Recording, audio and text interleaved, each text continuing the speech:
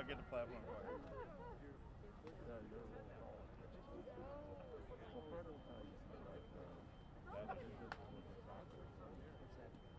Oh. My favorite steering.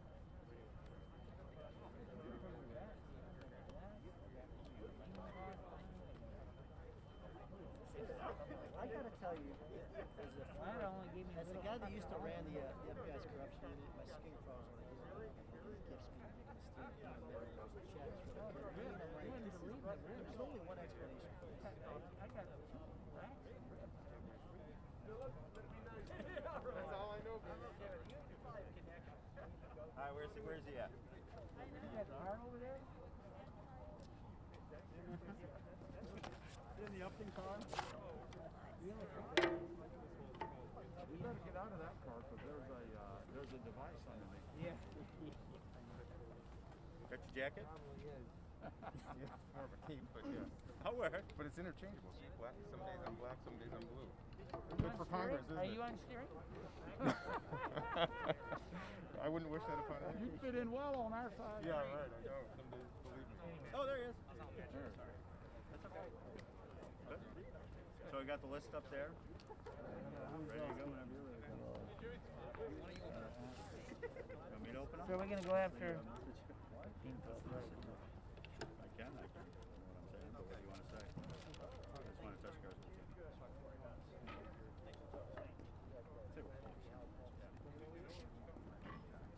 No, that's what I told him.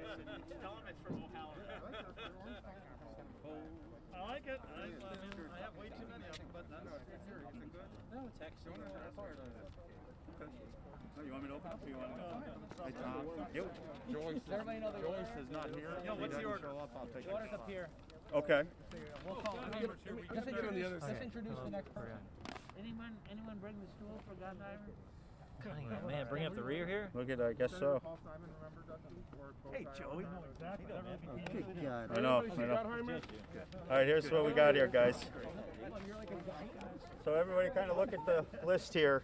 It's what we got as sign-in for folks, so just so you kind of know. It's good. Here, this is this. It goes like this. Okay. That's what we got. Okay. Yeah, going down and over is what we have. So we'll try to get through it as quick as possible. Oh, Joyce is here. 2 minutes a pop. Yep. You want to speak? So Bill Johnson. Okay, guys.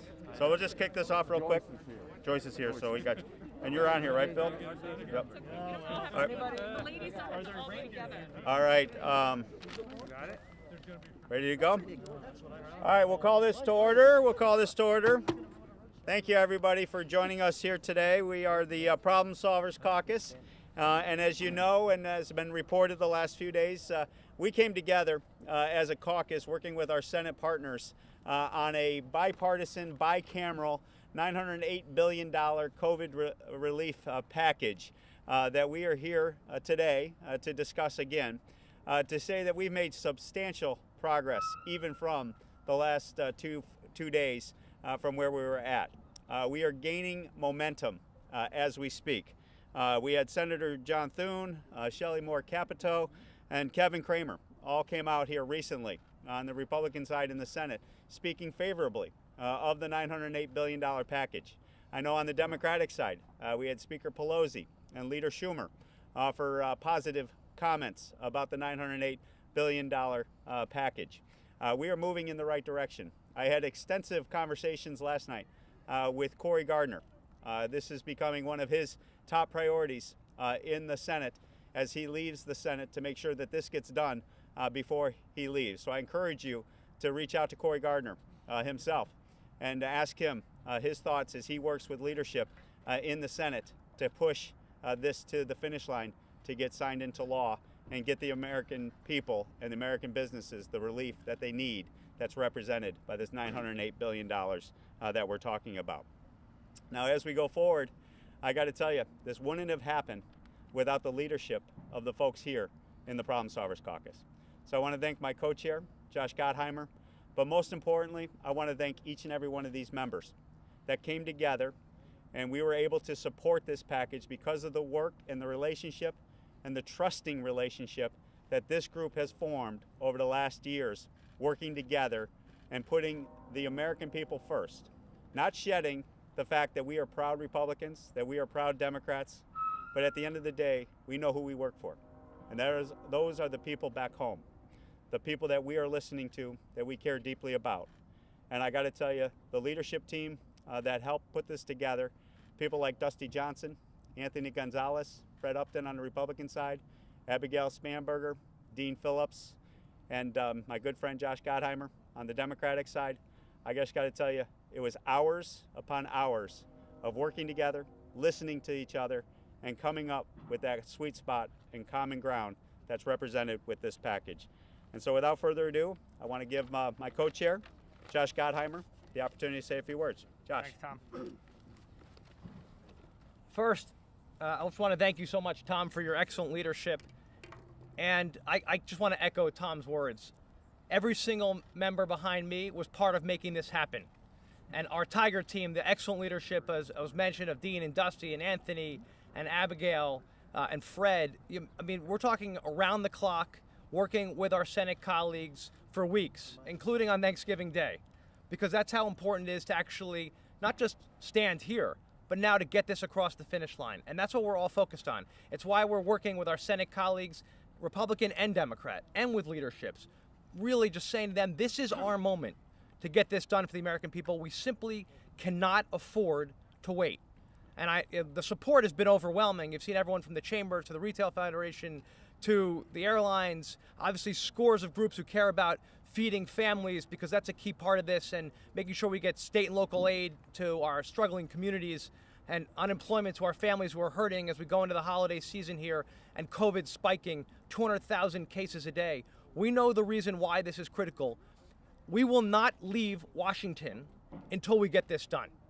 That's our position. We're not going anywhere. So we're going to keep sitting down with our leadership and making it clear to them, we've got to make this happen. The momentum is building, as Tom said. And again, not just from one side of the aisle, from both sides of the aisle. Our whole belief in the Problem Solvers Caucus is putting country first. Not Democrat or Republican first, but the United States of America. It's why we're here. And then we work together every single week, the 50 of us, 25 Democrats and 25 Republicans, to actually get things done. And that's, I know every one of my colleagues you're going to hear from, that's why they're here. And that's how this plan came together. Now we're still working. We're in the drafting phases right now of the legislation. That's what's going on. We had calls again this morning with our Senate colleagues, sitting down with them to make it happen. It's going to happen around the clock for the next days until we get a bill out there. It will get passed because we're going to fight every single day to make sure it happens. So I can't thank my colleagues enough. I can't thank my co-chair enough in this team, because this is what the model of governing should be about, working together for the country we represent. So now I'm going to turn it over to Abigail Spanberger, who's the whip of the Problem Solvers Caucus and has done a phenomenal job over the last weeks helping pull this together. Abigail?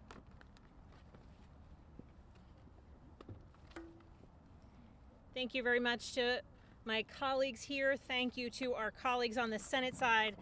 As Josh Gottheimer noted, we spoke every single day, including on Thanksgiving Day, though I did miss the Thanksgiving Day call because I was volunteering at an event in Central Virginia called the Giving Heart. It's an event where hundreds of volunteers come together year after year to deliver a wonderful Thanksgiving meal to families in need, to deliver resources, flu shots, donations to people who desperately need that support. And if hundreds upon hundreds of volunteers can come together in time of crisis to keep that tradition alive, to feed so many more hungry families across Central Virginia, then Congress damn well better come together and deliver the relief that is so necessary. Frankly, relief that was necessary weeks and months ago. But today is just as good a day as any to actually see it through. Those of us who are here today represent millions of Americans.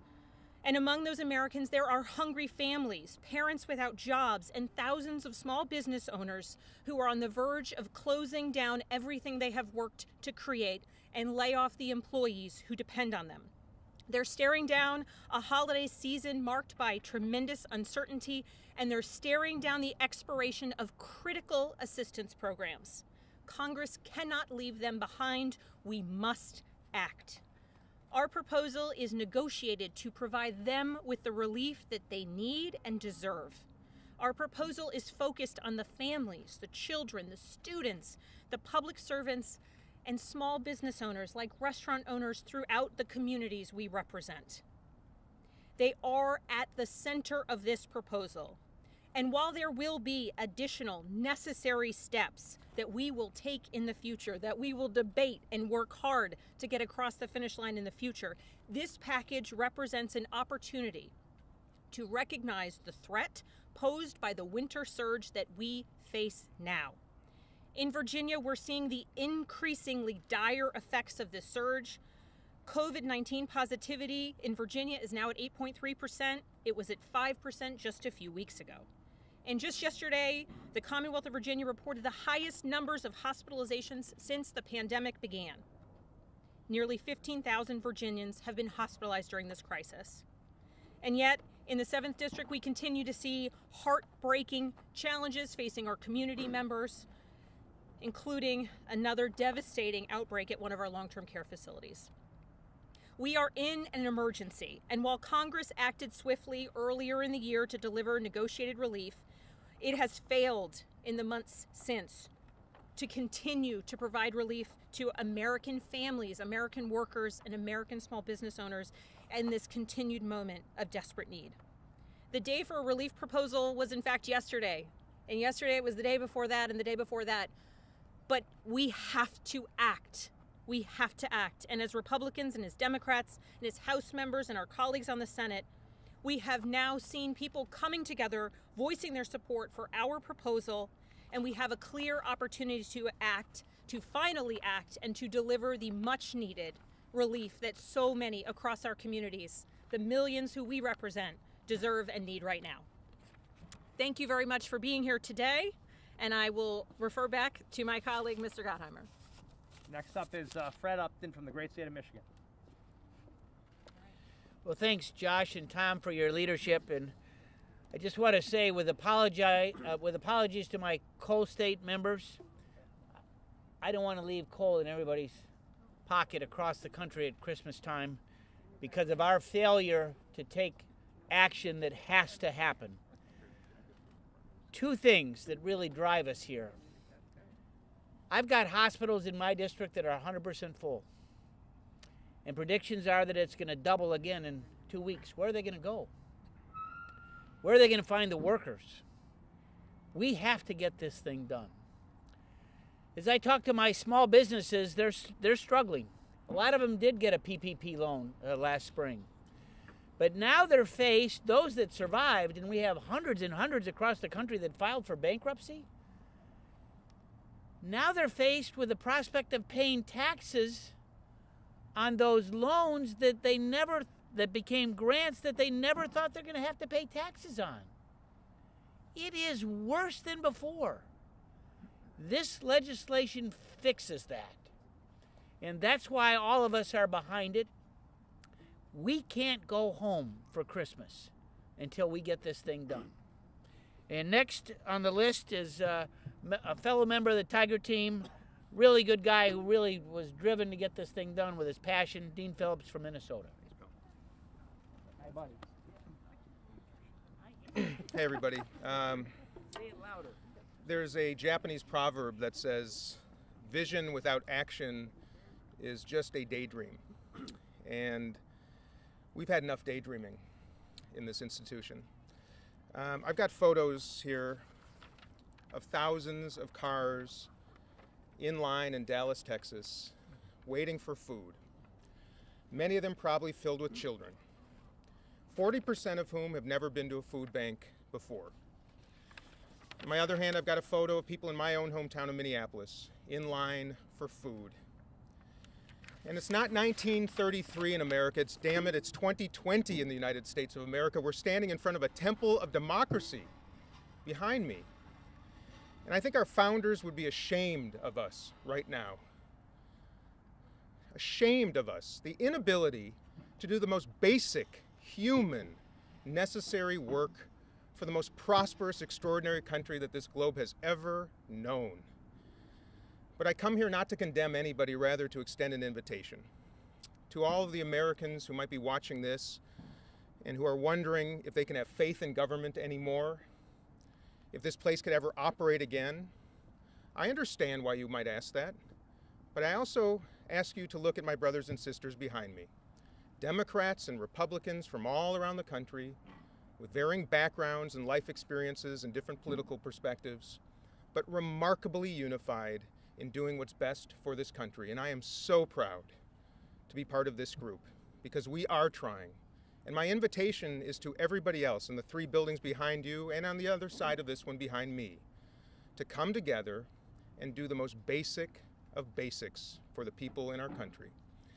That's what our founders would have expected. And as the world watches the United States of America right now, after the recent election, and they wonder about our democracy right now, let's give them a reason to believe it works. That's why I'm here. That's why my brothers and sisters are here. God bless America. Thanks, everybody.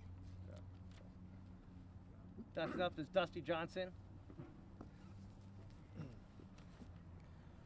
So last week, 778,000 Americans filed for unemployment benefits for the first time. And last week, 10,000 Americans died from COVID-19.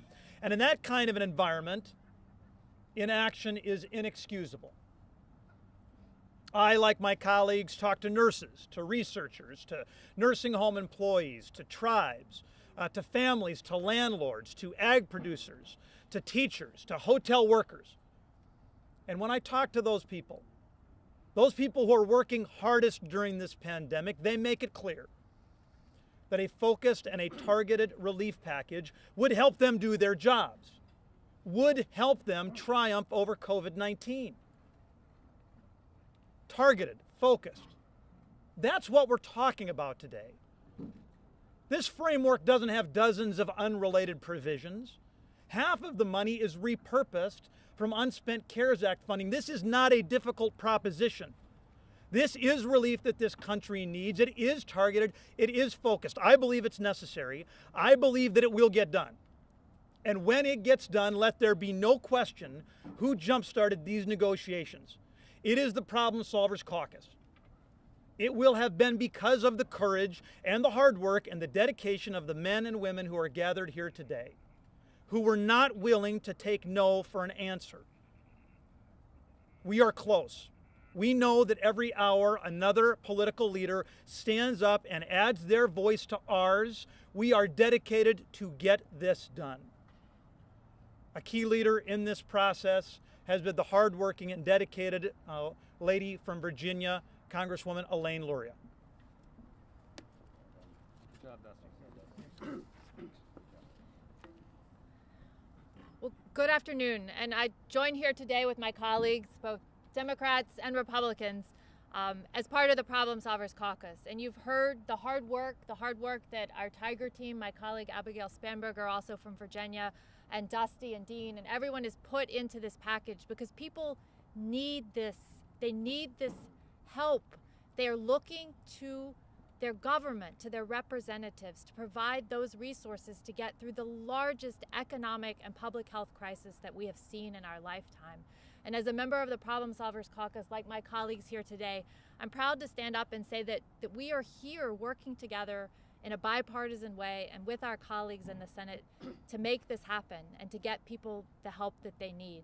And I echo what's been said here today. We cannot go home for the holidays without providing that help to people in our communities around the country who may not have a holiday, may not have even the money to buy their children or their grandchildren a gift, or are worried about the roof over their head because an eviction is looming, or can't even buy that Christmas turkey to put on the table. We know that Americans need our help, and I'm proud to be part of this group that is working to help make that happen for you across America. And I would like to next bring up Tom Swazi, another member of the Problem Solvers Caucus who's been working very hard on this effort. Thank you, Elaine. I also want to thank Josh and Tom for their great work and the Tiger team for all the efforts they put in here. The effects of this pandemic are cruelly uneven. Some individuals, some businesses, they're unscathed. They've hardly been affected. Other people are completely wiped out. And unfortunately, too many people living in a Beltway fantasy land have been immune from the cries for help that we all hear in our districts. We hear people, they call us, they're desperate. They can't pay their rent, they can't pay their utility bills. They're on food bank lines, as you've heard. They're closing down their restaurant, they're closing down a catering hall, they're closing down their live entertainment venue. Mom and pop stores are going out of business. Sure, they're great retailers, online retailers are doing great, but other people have been laid off from the airlines. So we've got to finally recognize that we've got a job to do in the United States government. This is our most basic function, is to help our country, to help our people, to help our businesses get through this dark winter ahead of us. I've been one of the strongest advocates for more. I wanted more money for state and local aid. I wanted more money to be put in for so many different things in this package. But I, like the rest of our problem solvers here and the senators that are working together with us, recognize we need the help now, before Christmas. We can't wait till February or March. The devastation will be too dramatic. So I want to thank everybody who's worked so hard on this, who've put their country first, and let's keep on pushing to get this done before Christmas. We can't go home without getting this done. And with that, I want to introduce my co-vice chair and a great guy, Brian Fitzpatrick. Every single one of us here know, not just my colleagues behind me, but all of you, how any functional relationship in our lives work. You listen more than you lecture. You view diversity of thought as a strength to be harnessed, not a weakness to be criticized. You don't allow the perfect to be the enemy of the good. And you take a belief that you'd rather have 80% of something than 100% of nothing. That's how any functional relationship in any of our lives works.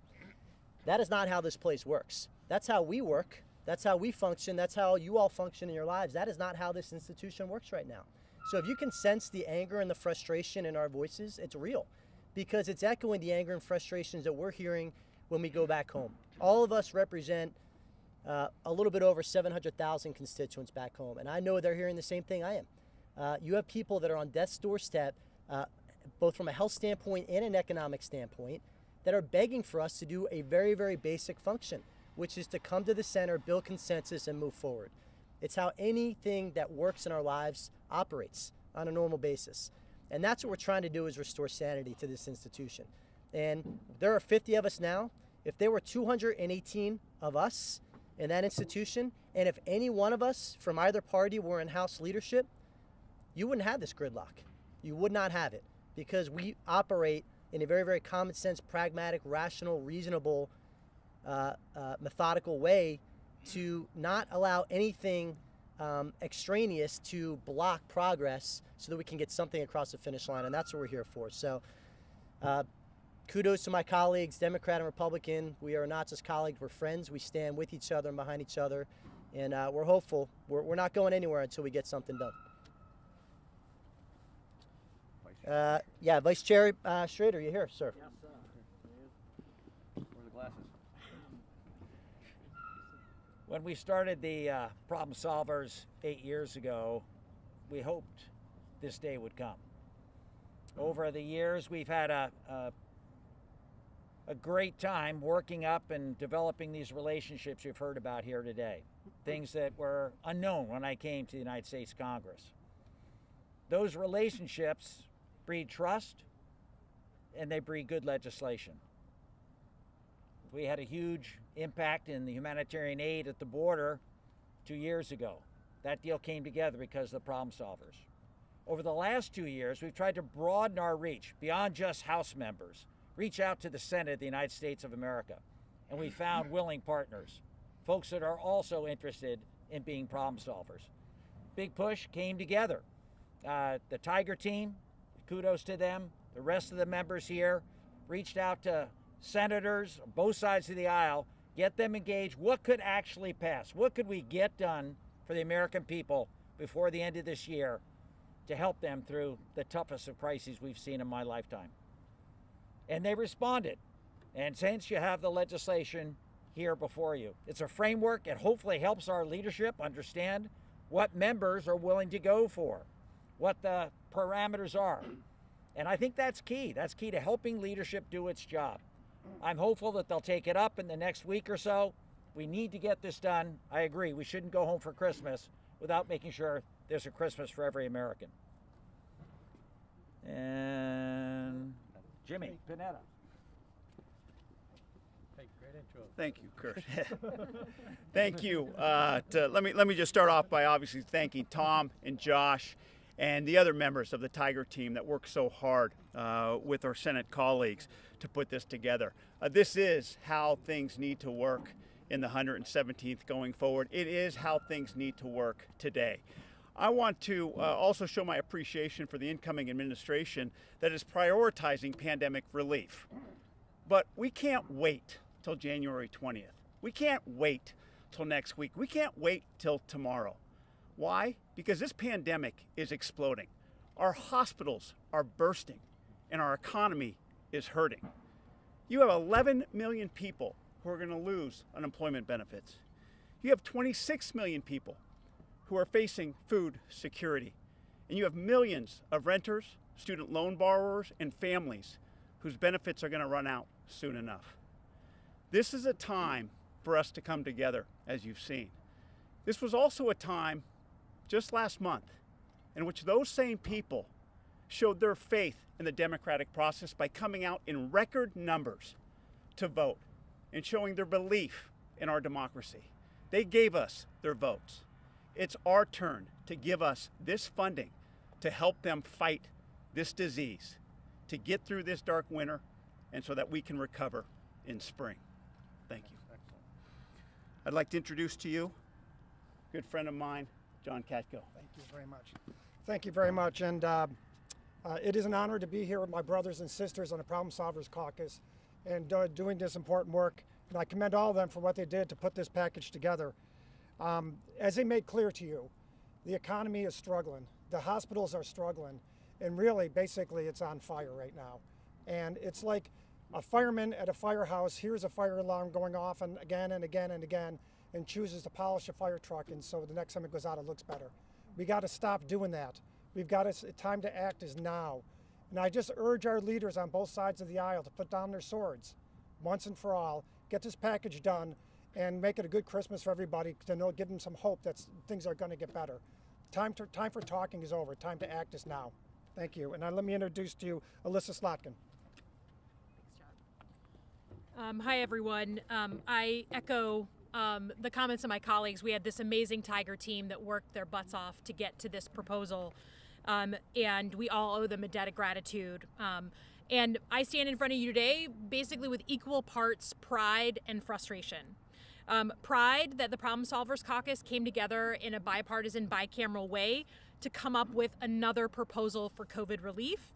But in doing so, I acknowledge that I'm also deeply frustrated with what has led us to this point. 3 months ago, in August, when negotiations stalled between the White House, the Senate, and the House, many of us in this bipartisan caucus started talking about coming together to come up with our own proposal. A group of people worked very hard so that in September, we were able to stand at this exact same podium to kickstart negotiations with the proposal. Due to that work, we did jumpstart those negotiations, and I took a lot of pride in that. Unfortunately, election politics got in the way, and all three legs of the stool, the White House, the House, and the Senate leadership, own a part of that failure. Since that time, the situation has got precipitously worse. Across the country, 7 million Americans have gotten sick and 75,000 have died in those 3 months that we have been negotiating. In Michigan alone, we've seen a 9-fold increase in daily cases. So I stand at the podium today with another bipartisan proposal. This time it wasn't just the House and a bipartisan proposal, it includes the Senate, and I again feel pride. Now we can all outline the reasons why this is so desperate. As my colleague Fred Upton said, the 5 hospitals in my district are at or near full capacity. Food banks have never been busier. Our restaurants, hospitality industry, our small businesses are facing oblivion. And our mission right now is to witness these stories and do something about it. For everyone who has platitudes about what the country is going through, you should be asking them specifically, what have they done today to actually move us forward toward a compromise? If they're just offering platitudes and they haven't come and joined us, signed up and endorsed the proposal, and said they're going to stay here until we get this done, whatever it does to their Christmas break, then they are talking empty words with nothing behind it. It is no consequence to an ICU nurse or a small business owner to just have those empty words. What they care about is us getting together and fulfilling our mission to pass a bill. I thank my colleagues here for stepping up and finding common ground. I urge leadership on all sides to make the same commitment that people are making at home every single day, which is waking up and finding a way to muscle through this crisis. We owe that to them. We owe it to the country. Thanks very much. And Mr. Carbajal.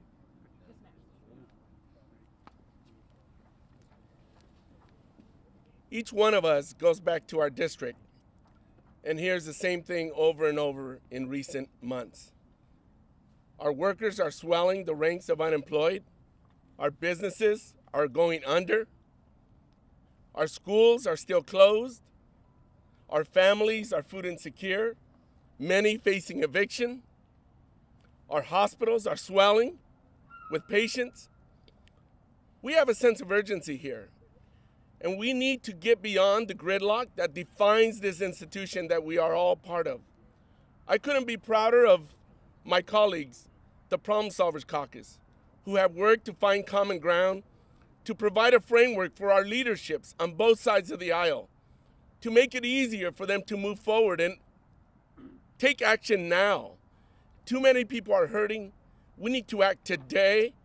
This is a down payment on continued support that the American people and my district are going to need to be able to get beyond this pandemic, both for our public health and our economy. So we need to act now. And again, I'm very grateful for all the work that everybody has put into this proposal. And next, I'd like to introduce Representative Horn. Thank you very much. I want to begin by echoing my gratitude for this group of people, for the problem solvers.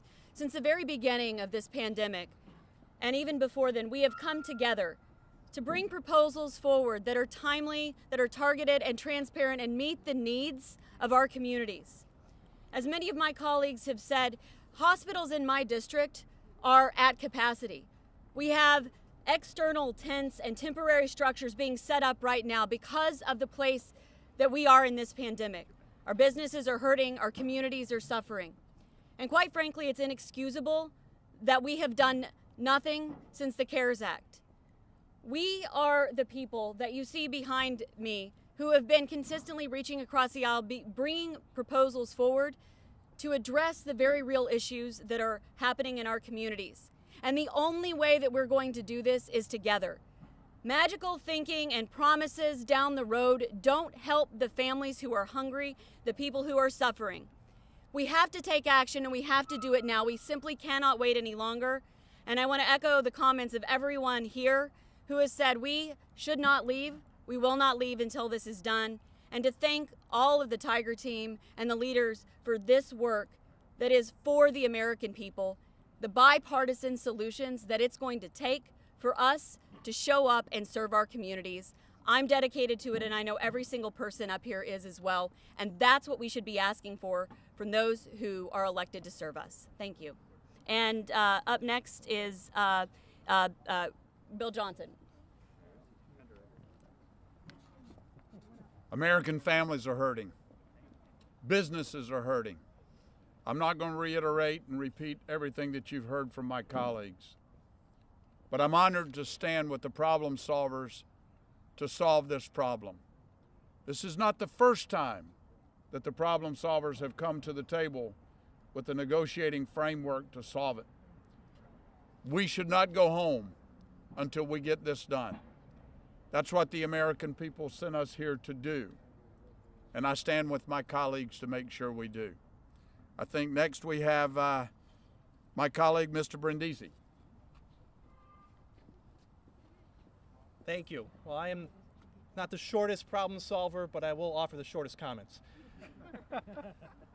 This package, I'm not pointing anyone out. This package represents two simple words: common sense. And that's what the problem solvers do best. We bring people together to solve big problems that affect the American people. And as I talk to my constituents before they go to bed every night, the things they're worried about is how they're going to put food on the table, how they're going to help their children meet the challenges of distance learning, how they're going to get a job if their restaurant closes down for a second time. So I'm proud to support this package. I urge my colleagues to support this in both houses. Let's go home and deliver for the American people. Thank you. Next, I'd like to introduce Tom O'Halloran. Thank you, Anthony. Well, here we are.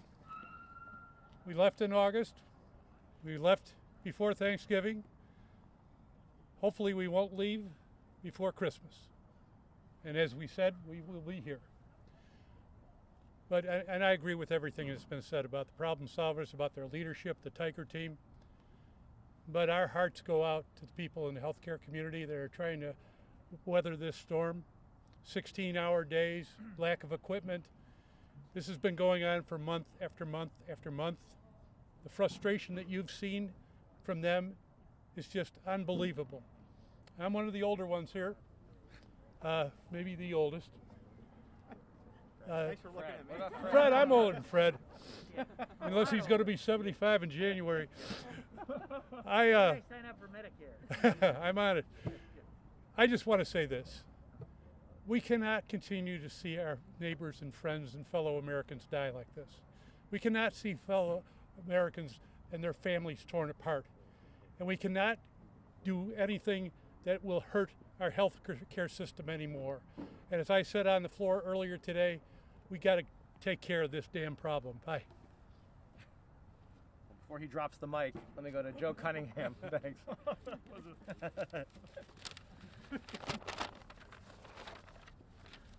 First of all, I want to thank Tom Reed and Josh Gottheimer for leading this bipartisan coalition, and just thank you for your friendship as well. I think it's safe to say we find ourselves in unprecedented times right now. A global pandemic that's claimed the lives of 274,000 Americans. Our economy is in desperate straits. People are losing loved ones. Businesses are shuttering, and meanwhile, politicians continue pointing fingers. These times beg for strong leadership, bipartisanship, for it is that way of thinking that will deliver our country from these very troubling times. You've heard a little bit about what this agreement is, but with my limited time, I just want to speak to the group that crafted it and the need for it during such highly charged partisan times in our country. You see, our country is as divided as it's ever been. And what I've seen here in my short tenure is that our politics are completely toxic, and Washington is more gridlocked than any time in recent history. But during these turbulent times, this group, the Problem Solvers Caucus, has been a beacon of hope in an otherwise very, very dark environment. This is a group that knows that the other party is not the enemy. The enemy is a stubbornness of our own biases. The enemy is a political culture that seeks to divide us just for sport. Instead of fighting each other, we should be fighting for each other. We should be fighting to change the culture that has polluted our politics and divided our country for far too long. We have to start talking to each other again. And most importantly, we've got to start listening to each other again. You know, I've been told that a tree becomes stronger as it's exposed to winds. Because the harder the wind blows, the tree's roots will extend deeper into the ground, reaching further into the earth to make it more stable and make it stronger. That's nature. I tell you that because it's similar elsewhere too. And it's true of this particular group.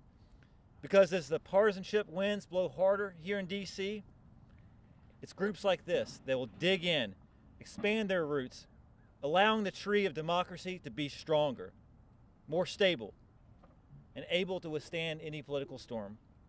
Leaders, bipartisan leaders, like the one standing behind me, make our democracy stronger. And I simply feel honored to be counted among them. Thank you. Well, in a sign of effectiveness, I hope, as we were standing here, it has been brought to my attention that the president just issued a statement saying he is in support of our $900+ billion package. So we are now. That's good. Come on.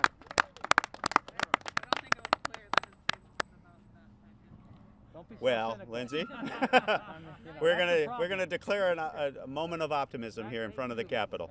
But the bottom line is, with that support, that there's recognition that this is a package that needs to get signed into law, that the American people need this relief, and that these members are standing together as Democrats and as Republicans, but as we opened up with, as proud Americans.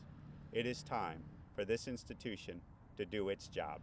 And as we said, we are not leaving until that signature is on this package and that relief is flowing. And it's because of the members that are standing here before you as true American leaders. Questions? So in the spirit of common sense, let's take your questions. Following up on the president, since it was kind of unclear what he would support, if it was your bipartisan proposal, has anyone gotten a commitment from the president or anyone in the White House that he would be on board with this? Not a public commitment, but a private commitment. So what we have always prided ourselves on in the Problem Solvers Caucus is we keep our leadership as well as our relationship with the White House. Those communications, we keep them apprised as to what we're working on and what we're doing. And so throughout this entire process, what we have been talking about when we got to this agreement, we knew this was in the zone of what they would be in a position to support. Now, as we put the final details together, obviously the details matter, and so I would anticipate until that final detail package is out there, we'll get the formal commitment of support from all the players that you're talking about.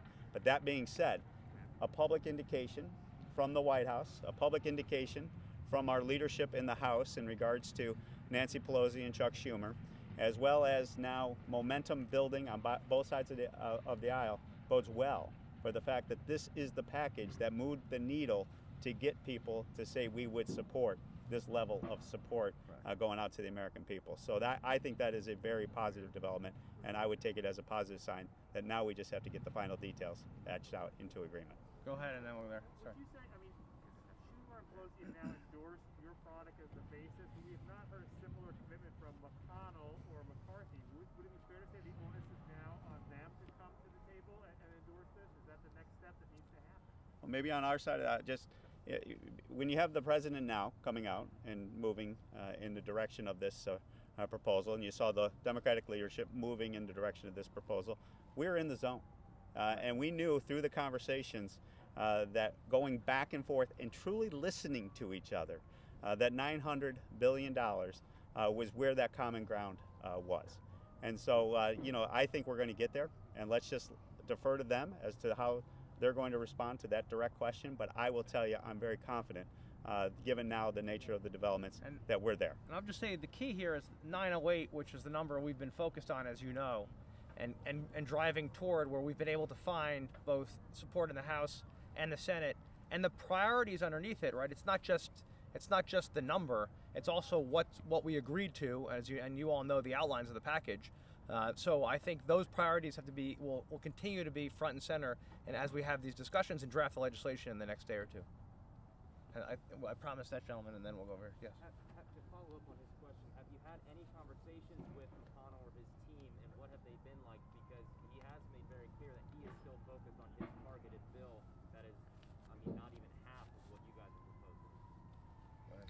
So, obviously we keep them apprised as to what we're doing.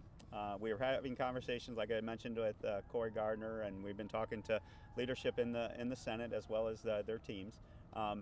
Obviously, we're public positioning and what they have to do, so we won't speak for them.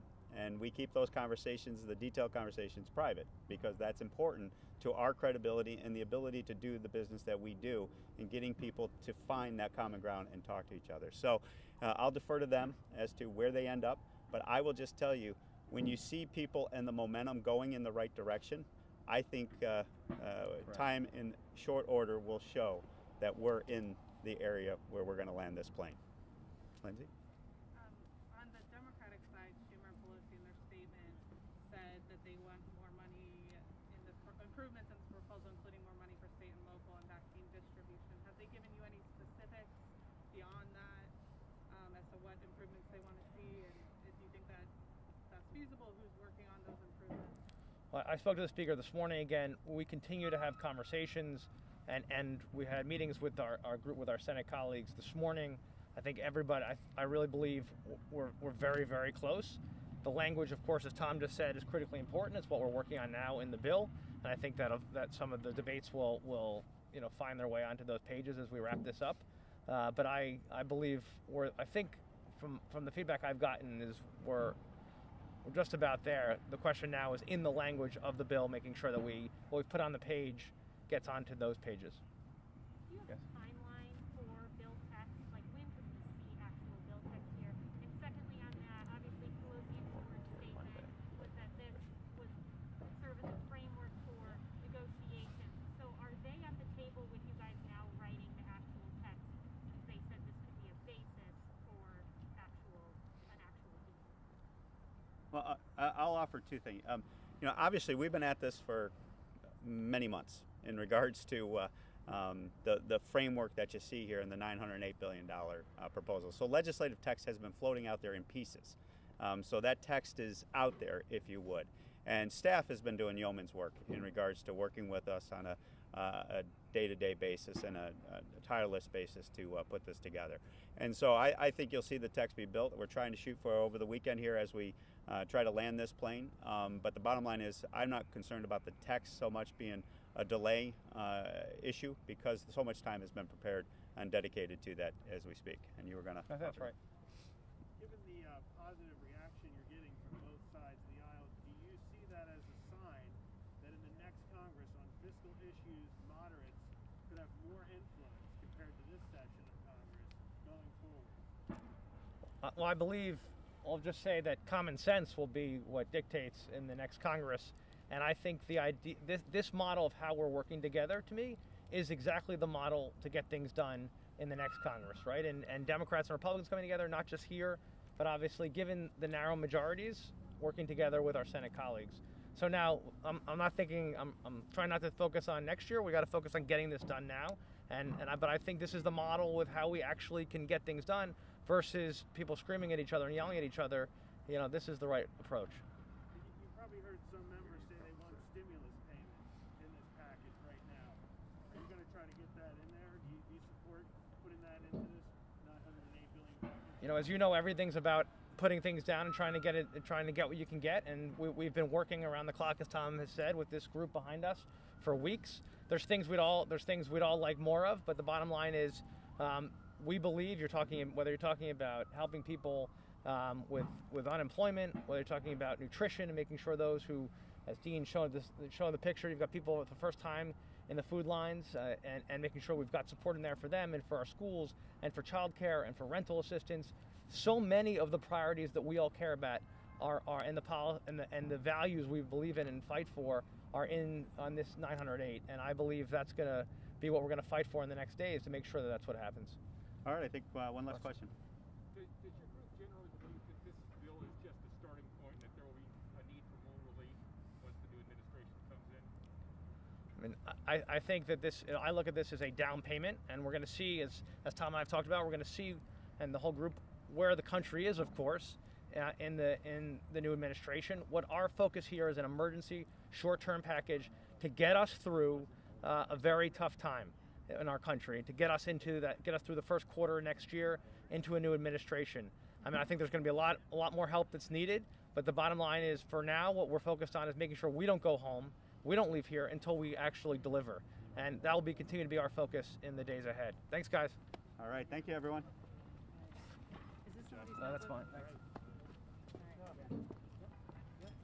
So just to clarify, though, the White House cooler sent a clarification on the question, and they were asked about McConnell specifically, so it wasn't clear what bill they were talking about. Thank you, guys. He was never asked about that. Right, he was asked about McConnell and this bill. We don't know if he's talking about McConnell's bill. I get that you guys want to be excited, but you know, the president gets Do you think I can take this list just for mine? Yeah, I have extras too if you don't want the one that was written all over. Although that one's the most accurate. Okay, I don't mind taking this. Okay, here. Dingell didn't speak. Then we had Bill Johnson, and then O'Halloran.